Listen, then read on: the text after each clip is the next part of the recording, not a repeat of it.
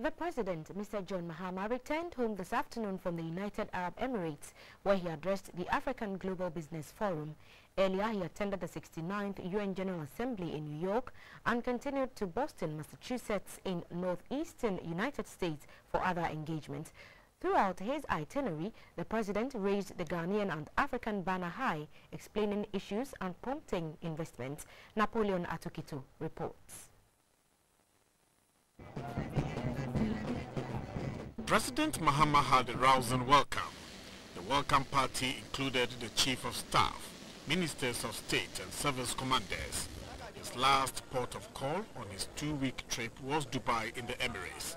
Here, he addressed the African Global Business Forum and made a case for mutually beneficial business partnerships. For Ghana in particular, he called for investments in energy, agro-processing and infrastructure. These are areas the rest of Africa, particularly the sub-Saharan part, requires some attention. Ultimately, all the investments are to induce growth and reduce poverty.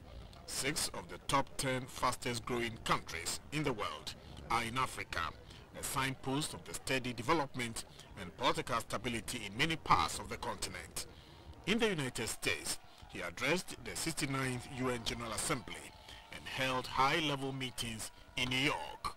In Massachusetts, the President addressed the Harvard School of Government and was at the 20th anniversary of the Heller School for Social Policy at the Brandeis University.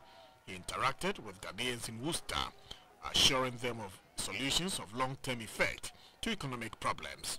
He touched on Ebola and the IMF when he spoke to the gathering at the airport. We've been away for almost 2 weeks, and we've had several meetings and discussions with various groups and people that I'm sure will be of benefit to Ghana. But let me thank those who held the fort while we are away, and to say that many good things will happen to Ghana. I continue to thank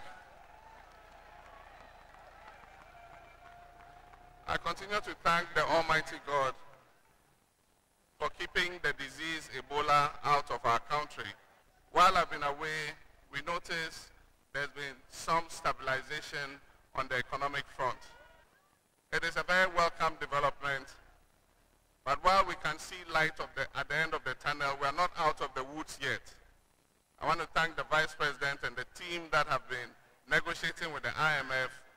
We're going to go into a 3-year program with the IMF, and it's my belief that Ghana's economy will become stronger and more robust than ever before in the history of this country.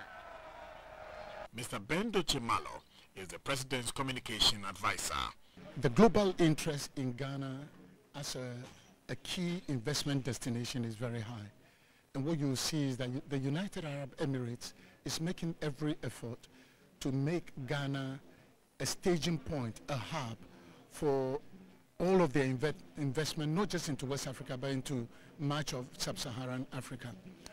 Number 2, the President spoke very well about the infrastructure deficit that confronts not just Ghana, not just ECOWAS, which he heads as chair, but also the whole of Africa. And so he talked about challenges and opportunities. There are challenges, which means Tema Port needs to operate more efficiently.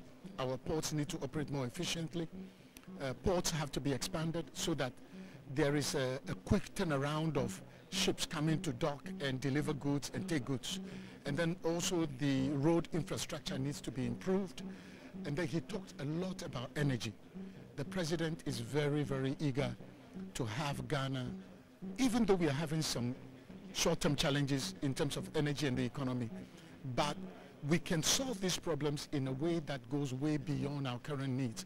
Ghana will be self-sufficient in energy and will be able to export that energy into neighboring countries. The US and the UAE are both important trade and business partners to Ghana.